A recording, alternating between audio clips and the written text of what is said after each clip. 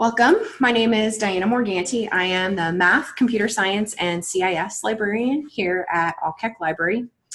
So I'm the Research, Instruction, and Outreach librarian. So instruction is one of the core duties of my job. Normally,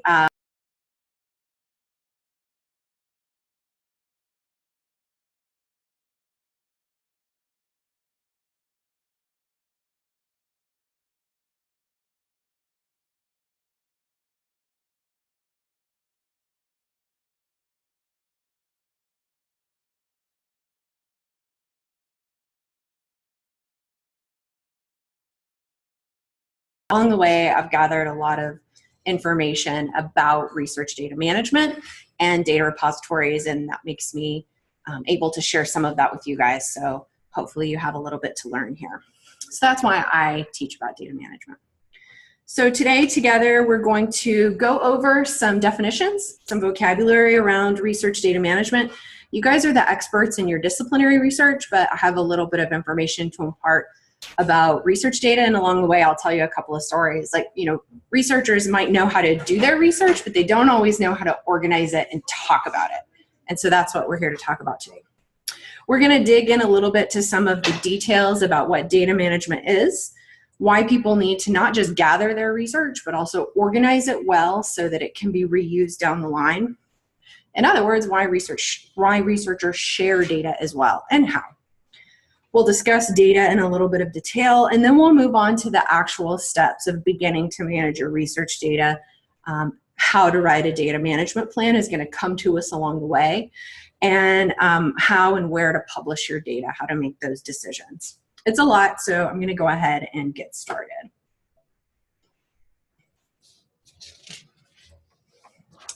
So what research data is? You know, you guys know what data is. Well, and first let's talk about data, datum. I'm a realist. Let's just go with what most people use, data. But I feel like every presentation, you know, there's probably somebody that in the back of their mind is like, it's data, or she should have said datum then, but nobody really uses that. So we're going to go with data as our common vocabulary. We're going to, let's see, so the dictionary definition of research data, at least according to the Office of Management and Budget, and since most of us are working off of federal research dollars, this is the important bit, is the recorded factual material, and this is the key part necessary to validate research findings, because really the whole point of managing your data well, the whole point of sharing and publishing your data is so that others have access to it to share your findings, to replicate your research, or to build upon it. Another one, this is, again, it's collected, observed, or created for the purposes of analysis to produce and validate original research results. And so the purposes of analysis here is important as well, because not only what did you gather, but how did you analyze it to produce the findings that you published in.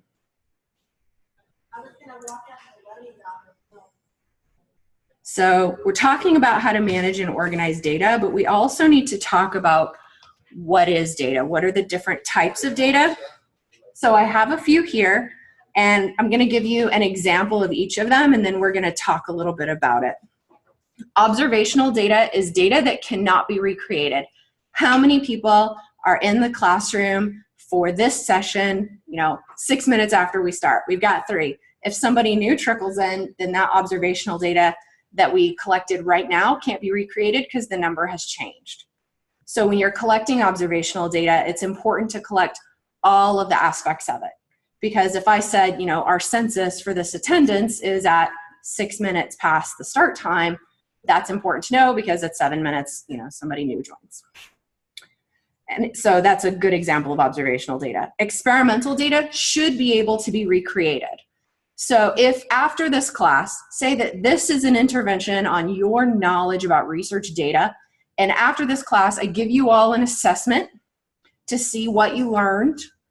Then I have created an experiment, and the data about your scores at the end, say 80% of you passed, that should be experimental data that should be able to be recreated if somebody has my presentation, if they know maybe the level of students that were in the class. You know, I would get different results if I tried this on freshmen, right, than on graduate students.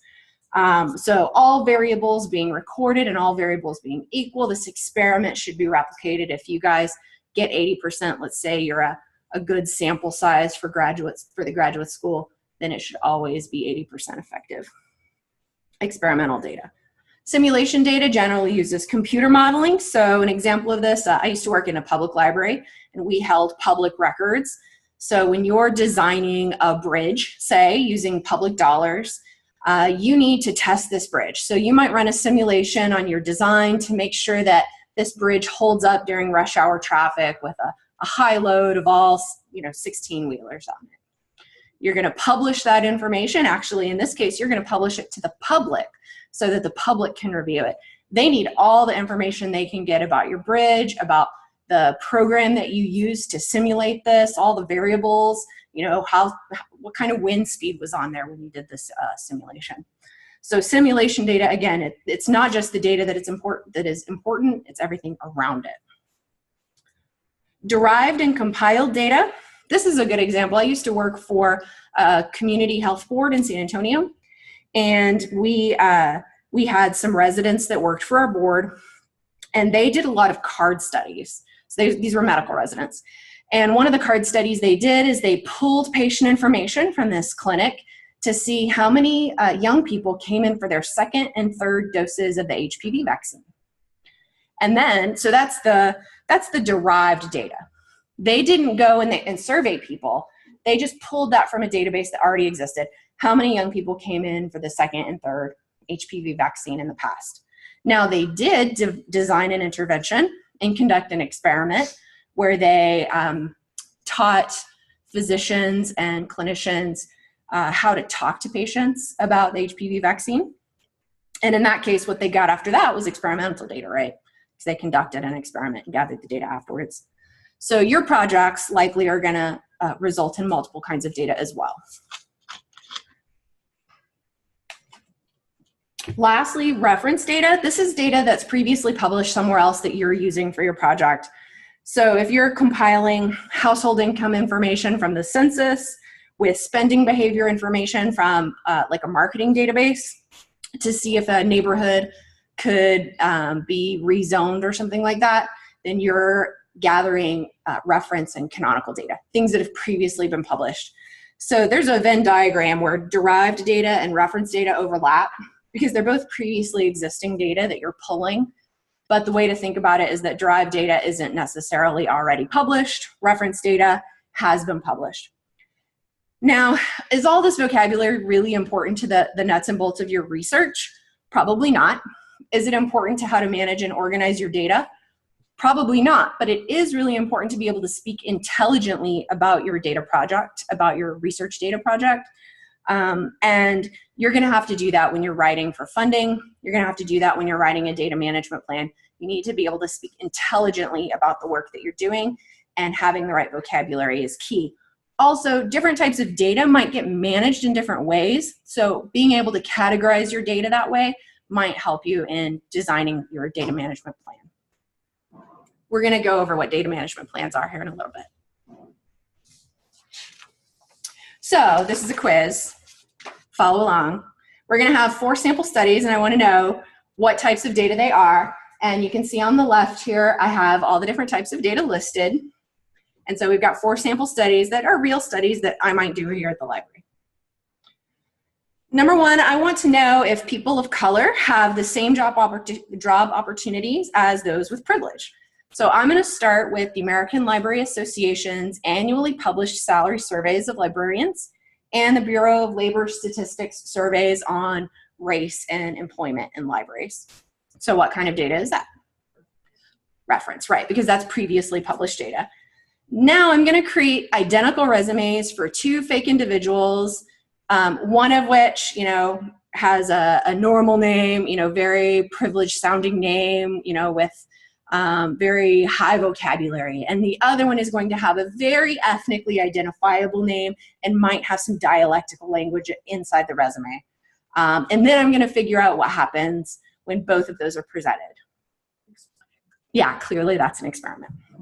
So once we get into it, it's not that hard. I want to know, because I manage both computer science books and math books, which books check out more. So I'm just gonna go into the library's automated system, pull checkout statistics, and compare the two. What's that? That's derived data because I'm pulling it. It hasn't been published yet. Who uses the library more, men or women? I'm going to do this 2 different ways, and I'm going to compare my findings. One, I'm going to do hourly walks of the floor, and I'm going to observe whether I believe the individuals are male or female. And 2, I'm going to pull checkout statistics from the library system, which doesn't actually record gender, but let's pretend it does. What are those? Yeah, the first one's observational, and the second one is just like the last. I'm pulling statistics from the checkout system, so that one is derived. Lastly, I'm going to build a new library. I don't know if you've ever heard this. This is a big urban legend. Actually, Brittany, could you lower one of those 2 lights? Might help this be more visible. This is an urban legend that libraries have collapsed because the architects didn't account for the weight of the books. I'm a librarian. When I go to parties and tell people what I do for a living, they always tell me this legend.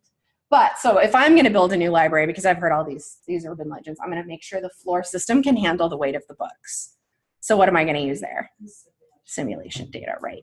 Each of those types of data, I'm going to have to record different information about how I've gathered it and all of the surrounding factors around it. So for instance, it's not that important for me to know whether or not it's raining when I pulled checkout statistics from the library system, but who knows? Maybe that's important when I do my hourly walks of the floor. All right, let's see. There's certainly other types of data as well, or at least other categories of data, qualitative versus quantitative. So I'm currently working through an assessment. I worked with a computer science class all over the summer, last summer, and I did 4 interventions. So I taught the class 4 different times. Before the first time, I had them write an essay, how do you do your research? Worked with them 4 times throughout the whole summer. And at the end, I had them write an essay. How do you do your research? Same question, so I wanted that variable to be the same. My instructions were the same, so that theoretically, it's the intervention that has changed how they did their research. I'm going to go in and I'm going to look for keywords with what I taught them and see if that starts to infuse into how they now talk about their research. That's a qualitative assessment. So we're taking textual information. Well, in this, sometimes it's verbal, so sometimes like surveys and things like that. This one happens to be in text, and I'm coding that, and I'm going to do some sort of assessment on it. So that's qualitative data. Quantitative data might be if I gave them a test, and 6 of them made 100 the first time, and 8 of them made 100 the last time. Assessing the same thing. One's a qualitative assessment versus a quantitative assessment. Most disciplines kind of choose one or the other that they prefer. So that's another way to categorize data. And you need to know different things about, if somebody's going to replicate it, you need to know different things about your data gathering and your data management. Certainly geospatial data, GIS data, image, audio, and video are different types of data as well. I'm working with a computer science group.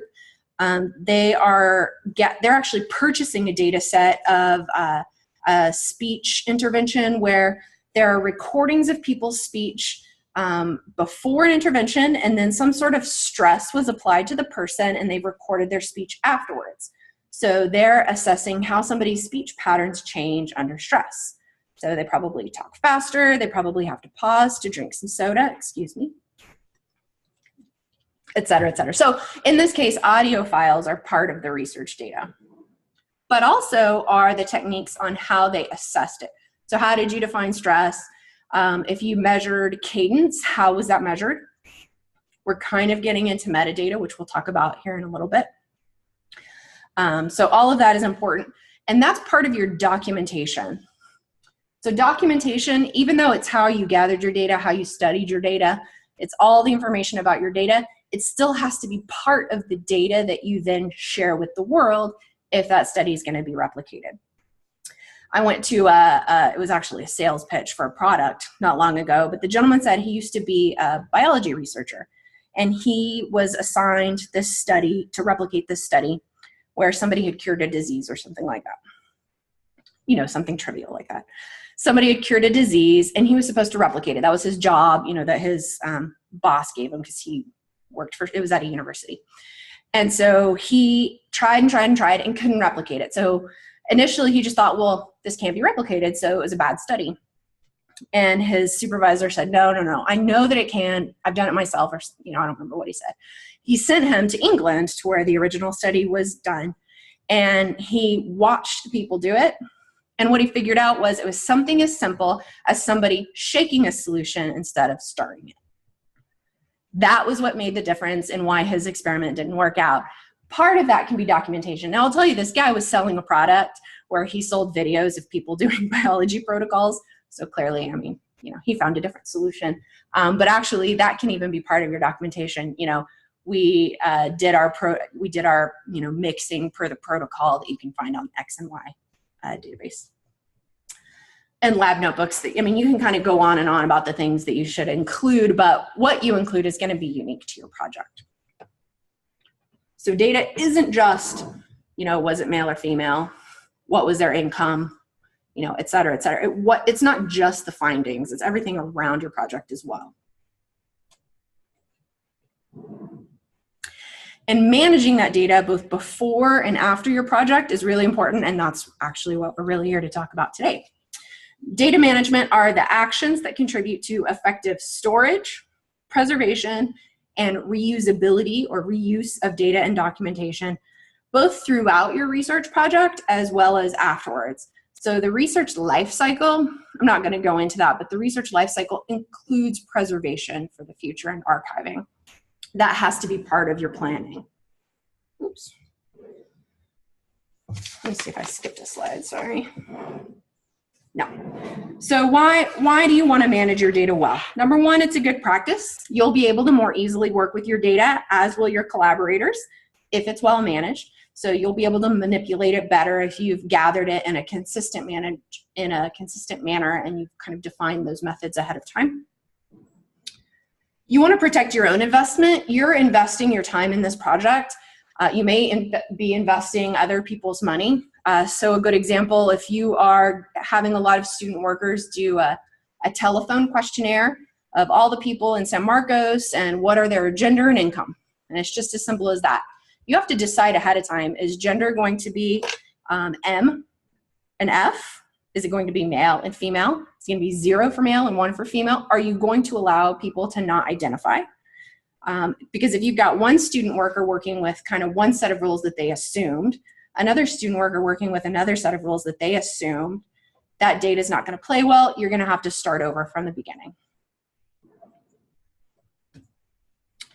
It becomes easy to share for reuse. So if you use there are disciplinary standards out there, and we'll talk a little bit about that in a moment. There are disciplinary standards for how to label your data. This is called metadata. And if you play nice and use the same standards that other people in your field use, you might be able to compare each other's data. You might be able to reuse their data. They might be able to reuse yours. In fact, that increases the impact of your work. This is not only important because you want your work to have an impact on the world. That's why you're spending your time and money in it, but also for you as a scholar. As scholars, we're kind of judged on how much our work gets used by other people, right? For good or ill, citations count a lot. So if you have your data published, even if somebody's not reusing the article, if they're reusing your data, that's a citation in your name. So if you make that easy for them to reuse, you kind of give them the gift of a whole project that's kind of put together for them, easy for them to replicate, then you have increased impact at the end. And there have been studies that definitely show where if you've got a repository of journal articles where a certain percent have data that is in the public sphere and a certain percent do not, the ones that have been cited more are the articles where the data is in the public sphere. So increased impact for well-managed data so that people can reuse it. Certainly serving the public good. There are disciplines that have been doing data management and sharing their data for a long time. Disciplines like ecology, believe it or not, mathematics.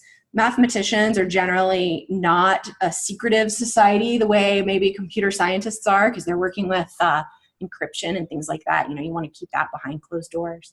Mathematicians they were the first to have a public repository. Archive has just celebrated its 25th anniversary as being a public repository of preprints. So they're publishing their work before they put it in a publication. They're putting that on archive. And yeah, mathematicians have been doing that forever. Lastly, funders requirement, which may be the real reason a lot of you guys are here, is that if you're applying for federal dollars, in 2014, the Appropriations Act was passed, which required that every federal agency that gives out grant money for research has to require that the results from that research be posted online. Different agencies have different requirements. Some of them don't require that the raw research data be published, but most of them do. Most of them require that if you publish an article for your research, that has to be available free to the public. And some of them and most of them also require that the raw research data behind that work also be available free to the public in an open data repository.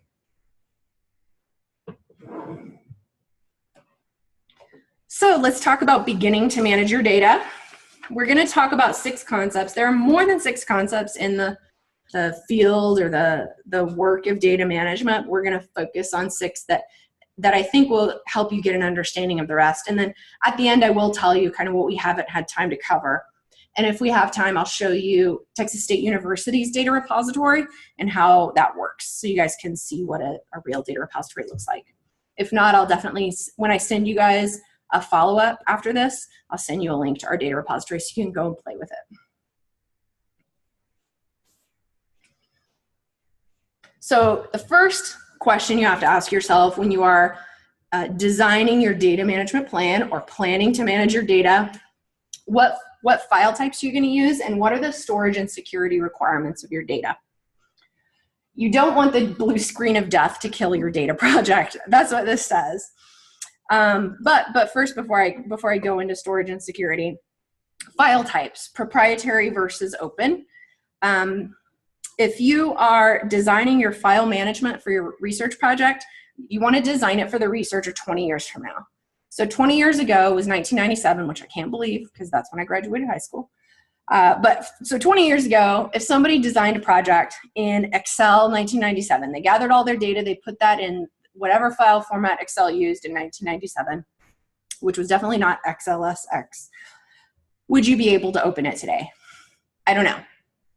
What was it stored on? So really, storage and security overlaps here, because there are certainly a lot of storage devices that degrade over time. Actual digital files degrade over time in a process that I don't fully understand, but it's called bit rot. And so even if you were able to transfer the same file to new media, as new media changed, you went from a floppy disk to a computer's hard disk, and from there now it's on a cloud service somewhere, you still might not be able to access it because in 20 years the actual file may have gone bad.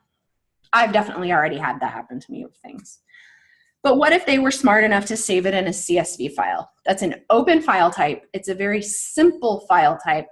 So CSV is very similar to a text file. So it's super simple. It's less likely to degrade over time. And then if they put it into, when they were finally able, because in 1997 these didn't exist, but when they were if they were able to put it into a preservation repository that actually monitored for bit rot. So a lot of these repositories, and ours is one of them, have digital preservation standards that monitor for bit rot. So they have a string of code that gets checked every X number of days or months, depending on whatever rules they have about preservation, that checks for bit rot over time. So that they know that not only is the file readable because it's in an open format, any type of tabular, whether it's Excel, SPSS, or R, they can all open CSV files. So we know that that's accessible, but because it's been checked for bit rot every month or whatever every day or whatever it is that preservation repository uses, we know that it's also, it also has integrity. Data preservation definitely involves more than just types and more than just that type of integrity, but that's a whole nother class. Let's see. So storage and security. LOCKSS, L-O-C-K-S-S. Do you know what that means? Stands for lots of copies keep stuff safe. I love it when things are easy. So locks, the general principle is you want at least 3 copies. So this is kind of a minimum standard for file storage, is that you want 3 copies. You want the working copy. So let's take that example of I've got student workers who are doing my telephone survey for me. So I've got a working copy, let's say, on a jump drive that they come in and they type their data into on the jump drive. Every night that automatically somehow gets loaded into the network drive. And then every night our network drives here at IT get backed up to a server farm in California. Then I've got 3 copies. And that minimum that I mentioned is you want the original working copy, you want a local external copy, and an external remote copy. So you want the one you're working with. You also want it backed up near you so you can access it. And then you also want it backed up far away, because if the power goes out and all the computers get wiped here at Texas State, at least yesterday's copy of this data is backed up in California. So those are that's the 3 kind of minimum that you need: original working, local remote, and external remote. Our options here at Texas State are certainly you've got your PCs and your tangible media, whether that be like an external hard drive or a jump drive or something like that. We have our network drives, so that could be either your original working or your local external copy or your local backup copy. We also have cloud, so you could use that as one of yours.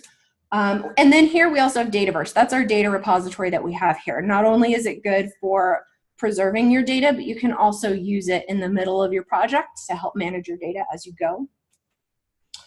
And because those specifics of how to do that are so unique to data projects, once you're ready to start talking about that, I'll have at the end all the people that you can come to for help.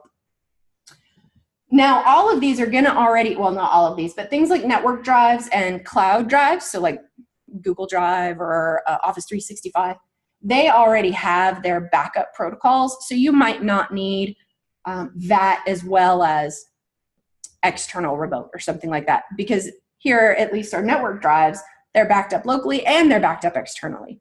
So Texas State is doing that for you. But if you're working with highly sensitive data, you might be required by your funder to discover what those backup procedures are and document them so that your funder is mollified that you've done that work. We don't need to talk a lot about that here because we're probably not all working with highly confidential data, but just know that that's something that you can find out. And in fact, if you have high security needs, our IT division here does do individual consultations with researchers so they can set up a custom storage and security profile just for your project.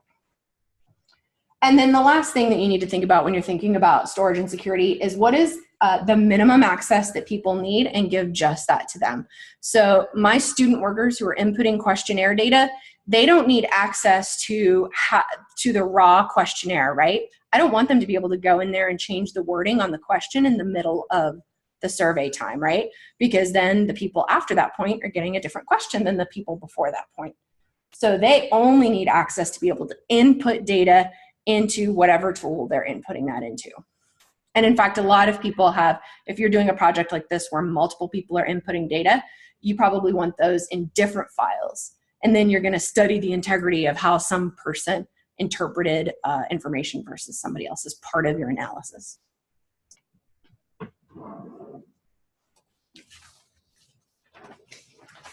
Now you want to think about organizing all of your files and naming all of your files. So there are some good strategies out there that we've all probably figured out by doing the wrong thing first. Like if, don't ever organize it by the date where you put month and then day and then year, because then next year's data is going to be mixed in with this year's data. So if you're doing a longitudinal study, you want the year first and then the month and then the day. You need to think about versioning.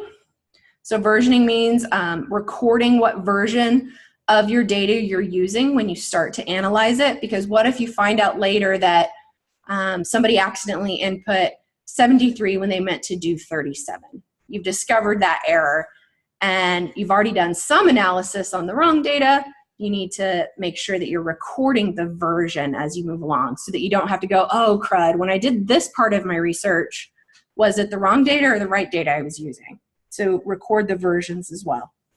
Luckily, you don't always have to come up with this on your own. There are a lot of disciplines that have their own standards. And this is part, I told you a moment ago, we're gonna talk about disciplinary metadata standards, and this is gonna be part of it. And I've given you an example here on the slide on the right. So this is some sort of meteorology project, and every file is named in a very specific manner so that they know exactly when and where and what is in every single file before they even open it up. So this is probably, whatever this is probably a very large project. But getting all of this worked out ahead of time is really great. If you don't, and this is really the case with all that we're talking about today, if you don't figure all of this out beforehand, there are tools that you can use that will help you fix things later on. So there are programs that exist out there that will rename all your files all in one batch if you haven't, if you need to redo that all at the end. There are a lot of people out there who have a job called research data management or research data curation librarians. They're experts in this stuff. We have one here. So again, we're gonna have that at the end, how to contact her if you need it. But they know how to help you with all of this stuff. And we work with folks on the back end at the end of their projects a lot. Dataverse, our data repository, actually helps you with some of this. So if you've inputted your research data into our data repository, regardless of whether it's already published or whether you're just working with it in the middle of your project, it'll detect whether or not you've made a major or minor change in your project. And so if all you did is misspell your name or something like that, it'll say, this looks like a minor change. Do you want to change this file name or this version from 1.0 to 1.1? And or was this a major change and it needs to change to 2.0? And then it'll also detect if it was a major change. So if you uploaded a whole new file to your research data set, it'll say this was a major change. Do you want to change 1.0 to 2.0? You can say yes. Oh, we skipped one. There we go. Claim your work. Think about a good analogy to think about here is your online identity. I grew up in the 90s, and so I had a jump on the other Dianna Morgantis in the world. There are at least two in America. One of them is a young woman in New Jersey, and one of them is an older woman in Florida that I'm theoretically related to, but I've never met. And they didn't have a chance. I've got, you know, the Gmail account and the Facebook identity. I've got the LinkedIn address. I have it all because I just happen to be the right age. So they'll never get those IDs. Now, it's a little bit similar in the research sphere. Also, you know, now that I have the Google account and the Facebook account, these days, you know that when you're creating a new account anywhere, you can use either Google or Facebook to log in, right? You can just click log in with Google and you don't have to. Some folks don't want to do that. They want to keep all those things separate. But when you're a researcher, you want to link all those things. You want all of your work to be identifiable together because you want it to be impactful. You want other people to use it. You want other people to cite it. So you want it to be easily findable. And the Google of the research world is ORCID. So this is called a researcher identifier or a researcher ID. And when you have an ORCID, and it's a number, it's a string of numbers, like my ORCID ID is 10.3.526A or whatever. But what that does is every time I publish an article, I tell the journal my ORCID ID so that it links all of my work that I'm publishing in that journal to all the work I've published in the past, to the raw research data behind that article, to et cetera, et cetera. So to all the research data about my other articles. So there are other places to gain control of your research profile, and that's everywhere your research lives. So your research is living on Google Scholar. So Google Scholar has its own means of gathering all of your work and putting it in one screen, and you can go in there and you can own your work and you can tell Google Scholar, yes, this Dianna Morganti is me. No, this Dianna Morganti is not me. However, you can also just input your ORCID ID to Google Scholar, own one of them, and it'll know just simply by your ORCID ID that all the rest are yours. So ORCID is kind of the Google for the scholarship world, which is kind of funny. Researcher ID is another one of these things like ORCID and like owning your Google Scholar profile. But researcher ID, you can also just input your ORCID ID. LinkedIn, same kind of thing. You can include your ORCID ID in LinkedIn. ResearchGate and academia.edu are kind of just social networks for researchers. So they're a little bit like LinkedIn in that way. And you can put your ORCID ID on there, and anybody who, but they don't call it friending, but anybody who friends you on ResearchGate. Follows you, thank you. Follows you on ResearchGate will be able to see all of your work all together because you've linked your ResearchGate profile to your ORCID ID. So all your work will be together. ORCID is the unifier. This isn't necessarily a step in data management, but this is something to think about at this stage in your research. So is it hard to do? No, it's very easy to do. I have an ORCID, and I was a public librarian for 12 years. The previous 12 years, I just started working in academic libraries, and we don't really publish in public libraries, but I still have an ORCID ID because I plan on it. So. And I'm going to take it from those other Dianna Morgantis, darn it. I get one of their phone bills for some reason in my email. If I knew what her email address was, I would go change it. Sprint just tells me, go log into your Sprint account and change it. I'm like, but it's not me. All right, next let's move on to metadata. Do you guys know, do you feel comfortable saying what metadata is? Raise your hand if you do. Really? That's awesome, because I'm working on a meta-analysis right now. So. Oh. I work with some people who are younger than myself now, and a lot of kids these days say, that's so meta. Like, I don't even know what they mean by that, but I know metadata. I know what metadata means. Metadata is data about data. And I actually had, about a month ago, because I've been working with the data repository, I had somebody call me and say, I'm writing a data management plan. I've been doing research for years, and in this data management plan, I have to write what my metadata schema is. I don't even know what metadata means. And she'd been doing research for years. And I said, well, I mean, you know what metadata is, and you know what your metadata schema is. You just need to, it's just a piece of vocabulary. You don't have to talk about it. And this image really describes it to me. So this was below a photograph on Wikipedia. This is the metadata about a photograph. And the metadata on this photograph is the camera manufacturer was Canon. The camera model was Canon EOS.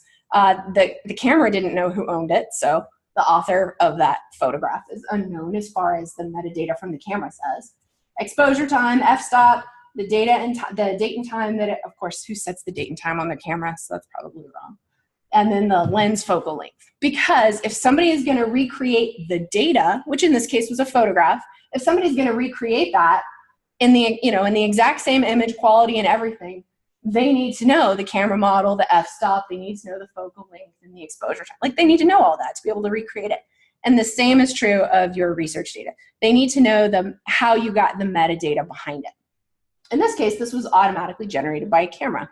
And sometimes your metadata is automatically generated, like the simulation data. That's going to be automatically generated by the program that I'm using to do my simulation.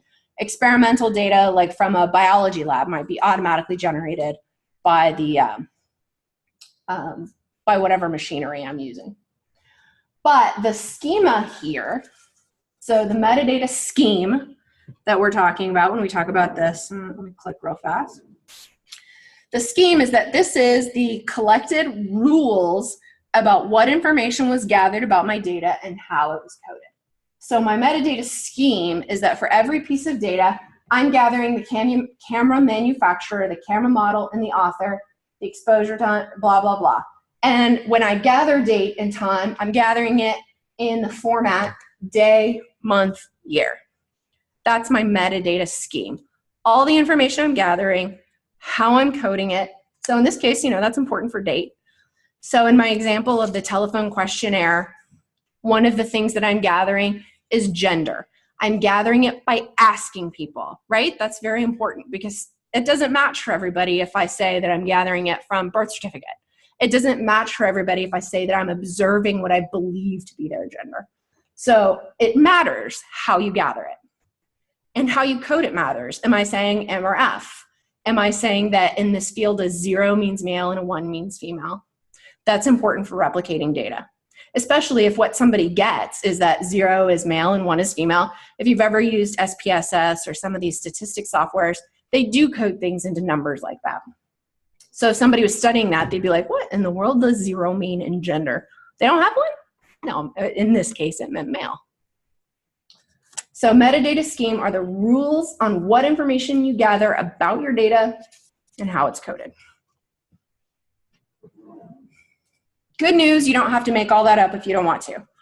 You probably have standards out in your field because smart people document before their project how they're going to code everything and what metadata they're going to have, and they name their fields beforehand, because you'd hate to get halfway through, like the example I gave earlier, and call everybody back because one person was saying male is 0 and female is 1, and another person was saying M and F, and you just don't know which one's reliable, so you have to start over. You don't want to do that. So smart people plan it from the beginning. The smartest people get together and make a standard for their entire discipline and publish that.